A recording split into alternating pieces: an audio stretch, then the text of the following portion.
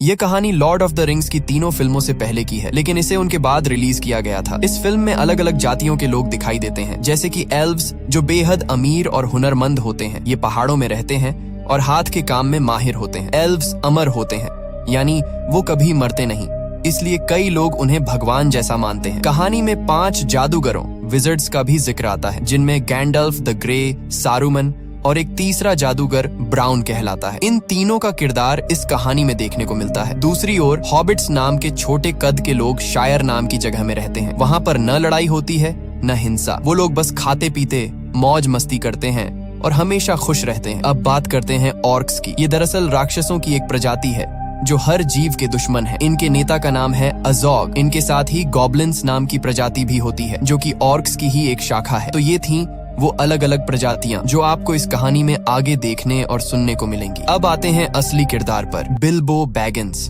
जो फ्रोडो का चाचा है। इस कहानी में बताया गया है कि बिल्बो की जिंदगी कैसी थी। कहानी की शुरुआत में उसे 11 साल का दिखाया गया है, जब वो अपनी जिंदगी की सारी बातें एक किताब में लिख रहा होता है ताकि उसका भतीजा फ्रोडो उसे पढ़ सके। इसके बाद कहानी 60 साल पीछे चली जाती है, उस वक्त की जब ड्वार्फ्स यानी बौने लोग पहाड़ों के अंदर अपने खूबसूरत शहरों में रहा करते थे। उनकी दुनिया इतनी शानदार थी कि देखने वालों को स्वर्ग जैसी लगती थी। और उन बौनों के राजा का नाम था थॉरिन ओकेनशील्ड। थोरिन का राजवंश पूरी तरह सुरक्षित था क्योंकि उसके बेटे और पोते दोनों जीवित थे। उस समय बौने लोग ड्वार्व्स दुनिया के सबसे अमीर प्रजाति माने जाते थे, क्योंकि उनके पहाड़ों के अंदर सोने की नदियां बहती थीं। उन्हें वहां हीरे, जवाहरात और कीमती पत्थर मिलते थे और वे इन्हें तराशने में बेहद कुशल कारीगर थे। एक दिन एक बौने को पहाड़ की गहराइयों में एक विशाल हीरा मिला। इस हीरे को हार्ट ऑफ द माउंटेन कहा गया। राजा थ्रोर ने इसे अपनी शाही ताकत और हक का प्रतीक बना दिया और इसका नाम रखा द किंग्स जूवल। कई सालों तक इस राज्य में सब कुछ शांति और समृद्धि से चलता रहा, लेकिन एक दिन उत्तर दिशा से एक भयानक ड्रैगन आ पहुंचा, जिसका नाम था स्माउग। यह ड्रैगन अपने मुंह से आग उगलता था और बेहद क्रूर व लालची था। उसने अपने रास्ते में आने वाले सभी शहरों को जला डाला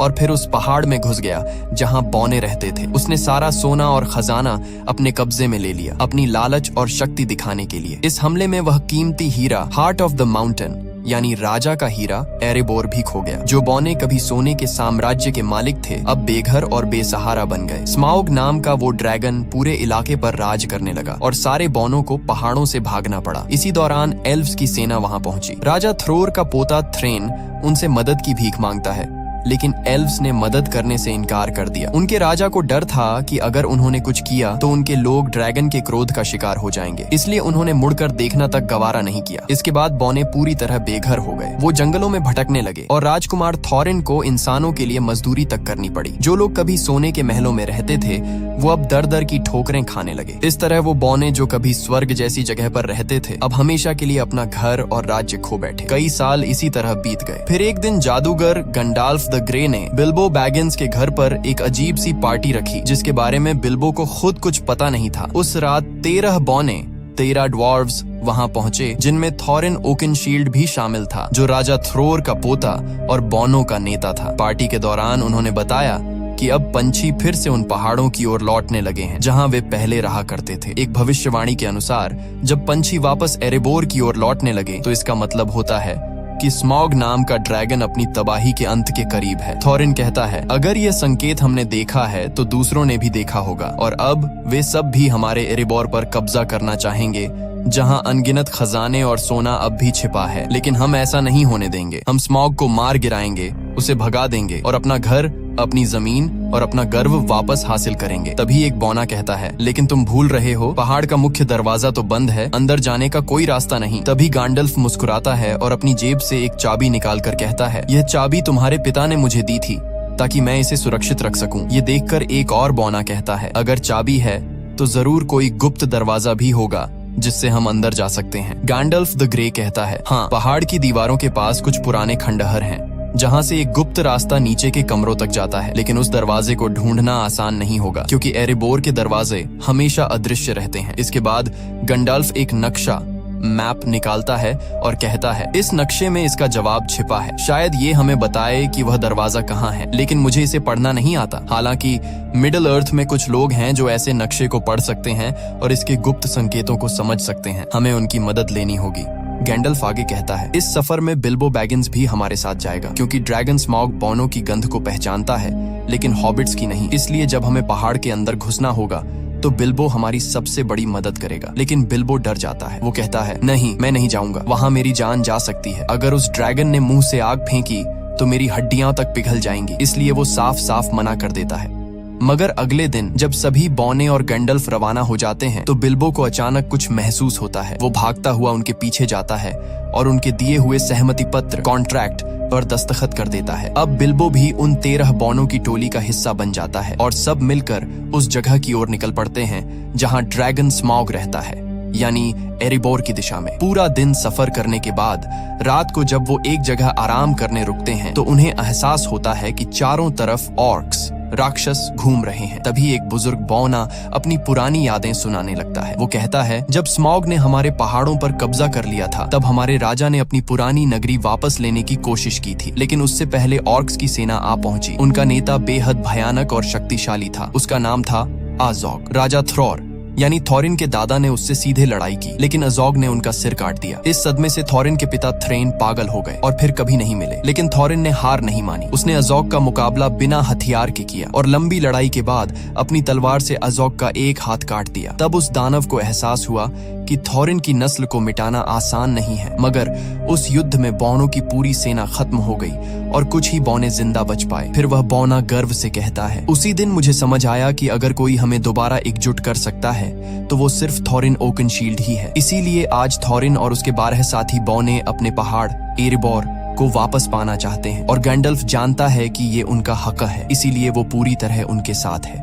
अगली सुबह सब अपने सफर पर निकल पड़ते हैं। रास्ते में चलते हुए गंडाल्फ समझाता है, हम 5 जादूगर हैं, यानी 5 विजर्ड्स मेरी तरह। इनमें सबसे शक्तिशाली और बुद्धिमान है सारूमान द वाइट, उसके बाद 2 नीले ब्लू विजर्ड्स हैं और 5वां है राडागास्ट द ब्राउन, जो इंसानों से ज्यादा जानवरों से प्यार करता है, इसलिए वो हमेशा जंगलों में जानवरों के बीच ही रहता है। अब गैंडल्फ थोरिन से कहता है, हमें एल्व्स के पास जाना चाहिए, क्योंकि सिर्फ एल्व्स ही उस नक्शे को पढ़ सकते हैं जो मैंने तुम्हें दिया है। लेकिन थोरिन ओकनशील्ड, जो बौनों का राजकुमार है, एल्व्स से नफरत करता है। वो गुस्से में कहता है, जब हमें उनकी जरूरत थी, जब स्मॉग ने हमारा घर छीन लिया था, तब एल्व्स ने हमारी मदद नहीं की थी। अब मैं कभी उनके पास नहीं जाऊंगा। यह सुनकर गैंडल्फ नाराज हो जाता है और वहां से चला जाता है। उस रात सब उसी जगह डेरा डालकर रुकते हैं। तभी अंधेरे में 3 विशालकाय राक्षस ट्रोल्स वहां आ जाते हैं और उनके घोड़े चुरा ले जाते हैं। बौने डर जाते हैं क्योंकि बिना घोड़ों के आगे का सफर नामुमकिन है। इसलिए वे बिल्बो को आगे भेजते हैं ताकि वो चुपके से जाकर घोड़े वापस लाए। लेकिन जैसे ही बिल्बो पास पहुंचता है, ट्रोल्स उसे पकड़ लेते हैं। अब हालत ये होती है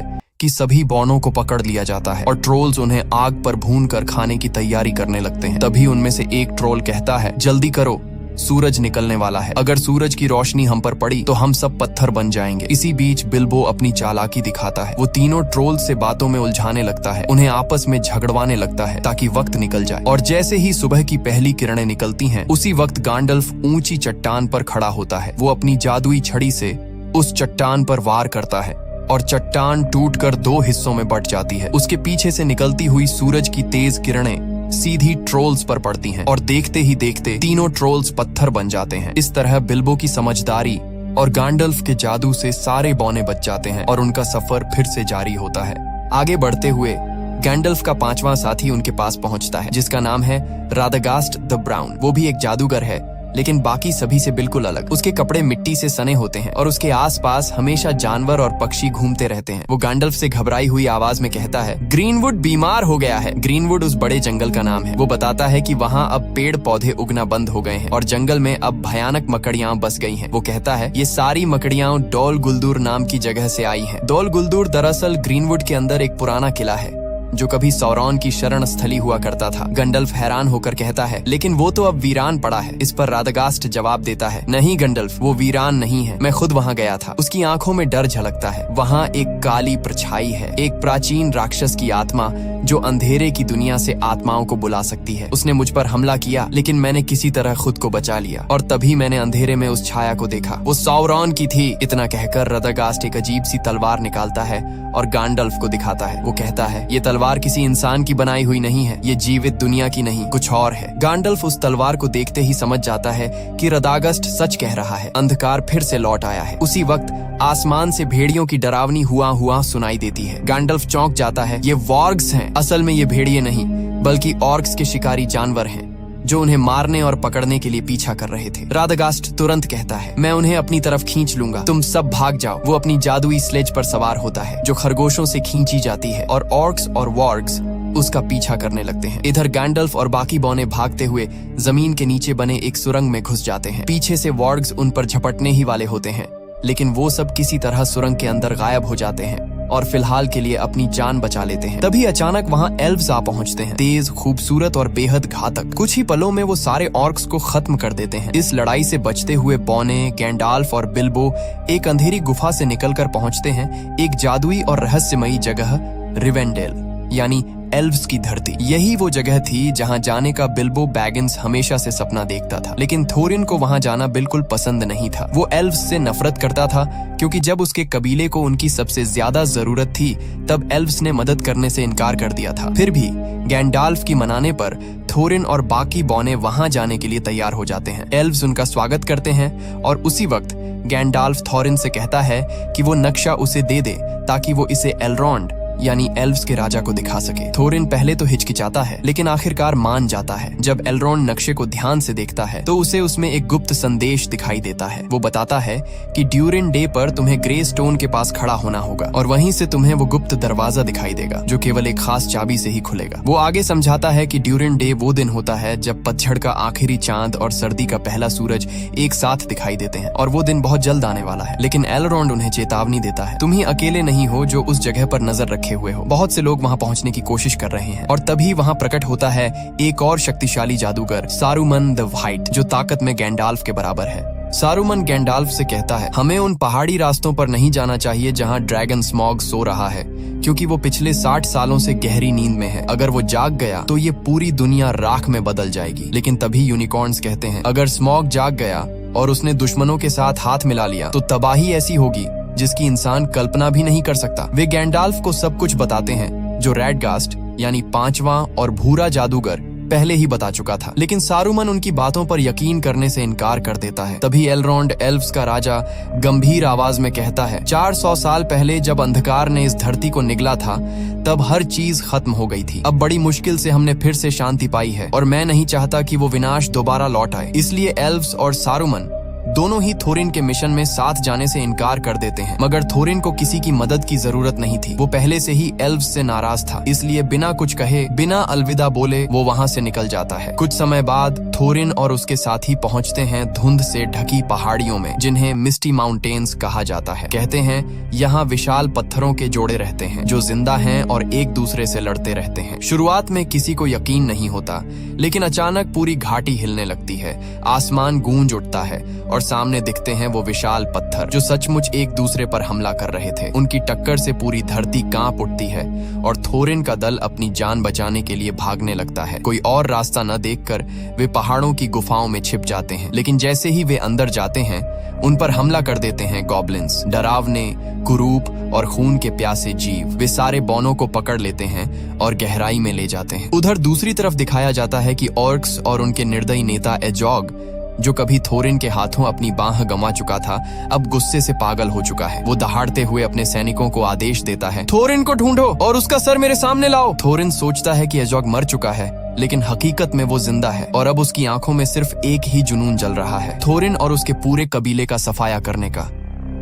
थोरिन और बाकी सारे बौने अब ऑर्क्स के हाथों में कैद थे। तभी गॉब्लिन्स का राजा हंसते हुए कहता है, कोई है जो तुम्हें ढूंढ रहा है, कोई जो तुम्हें मारना चाहता है, उसका नाम है एजॉग। वो अपने एक आदमी को भेजता है ताकि एजॉग से सौदा किया जा सके, थोरिन और उसके साथियों की मौत के बदले इनाम के लिए। अब ये 13 बौने पूरी तरह गॉब्लिन्स की कैद में थे, लेकिन उनके साथ बिल्बो बैगिंस नहीं था। दरअसल जब गॉब्लिन्स ने उन सब पर हमला किया था, उसी अफरा तफरी में बिल्बो नीचे अंधेरी खाई में गिर पड़ा। वो इतनी गहराई में जा गिरा जहाँ रोशनी का नामो निशान नहीं था, एक ऐसी जगह जिसे अंडरवर्ल्ड कहा जाता है। वहीं उसके साथ एक गॉब्लिन भी नीचे गिरता है। दोनों बेहोश पड़े होते हैं। तभी अंधेरे में एक डरावना, पतला, चमकती आंखों वाला जीव आता है, गॉलम। गॉलम यहाँ अंधेरे झीलों के बीच रहता है मछलियां और गॉब्लिन्स खाकर जिंदा रहता है। उसके पास एक रहस्यमयी अंगूठी है, वो अंगूठी जिसमें अपार ताकत छिपी है। जब वो बेहोश गॉब्लिन को देखता है तो उसे घसीटकर ले जाने लगता है, लेकिन तभी गॉब्लिन होश में आ जाता है। गोलम गुस्से में एक पत्थर उठाता है और उस पर हमला कर देता है, और उसी झगड़े के दौरान वो अंगूठी, उसकी सबसे कीमती चीज, उसके जेब से गिर जाती है। दूर कोने में छिपा बिल्बो ये सब देख रहा होता है। वो धीरे से आगे बढ़ता है और वो अंगूठी उठाकर अपनी जेब में रख लेता है। उसे पता नहीं था कि उसने अभी अभी पूरी दुनिया की किस्मत अपने हाथों में ले ली है, लेकिन अब बिल्बो के सामने नई मुसीबत थी। इस अंधेरी जगह से निकलने का रास्ता उसे मालूम नहीं था। तभी सामने से वही डरावना गोलम आता है। उसकी आंखों में खून उतर आया था। वो बिल्बो को देखकर गुर्राता है और कहता है, माय प्रेशियस, तू यहाँ क्या कर रहा है? वो बिल्बो को मार डालना चाहता है, लेकिन बिल्बो हिम्मत दिखाता है और कहता है, ठहरो, चलो एक खेल खेलते हैं। अगर मैं तुम्हारे सारे पहेलियों के सही जवाब दे दूं और तुम मेरी पहेली न सुलझा सको तो तुम मुझे बाहर का रास्ता दिखाओगे।